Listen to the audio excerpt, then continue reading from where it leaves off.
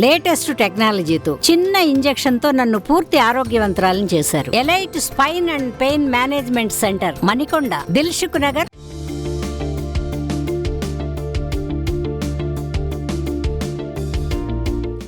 ఎన్నికల వేళ ప్రధాని మోదీ ఆస్తులు హాట్ టాపిక్ గా మారాయి.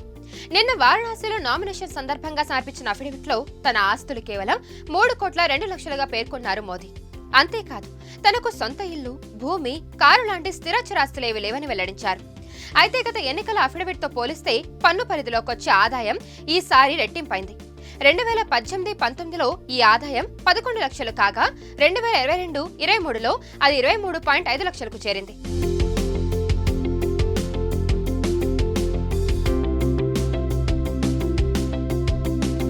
తన ఆస్తిలో 2.86 కోట్లు ఎస్బీఐలో ఫిక్స్డ్ డిపాజిట్ చేసినట్టు తెలిపారు ప్రధాని మోదీ.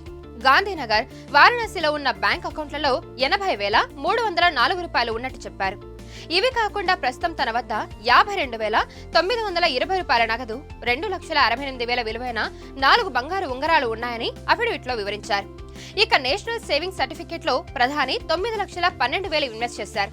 2018 నుంచి 2019లో 11,14,000గా ఉన్న తన ఆదాయం 2022-23లో 23,56,000కు పెరిగిందని తెలిపారు. ఇక ప్రధాని మోదీ 1978లో ఢిల్లీ యూనివర్సిటీలోని బ్యాచిలర్ ఆఫ్ ఆర్ట్స్, 1983లో గుజరాత్ యూనివర్సిటీలో మాస్టర్ ఆఫ్ ఆర్ట్స్ పూర్తి చేసినట్టు అఫిడవిట్లో తెలిపారు.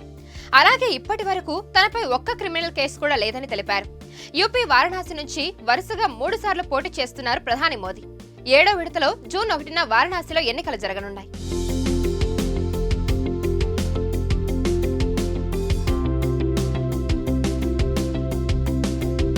ఇక తనకు పెళ్లైంది, ఆమె పేరు యశోదాబేన్. అయితే ఆమె పాన్ కార్డ్, ఆధార్ వివరాలు మాత్రం తెలియవని, నాట్ నోన్ అని అఫిడవిట్లో వెల్లడించారు.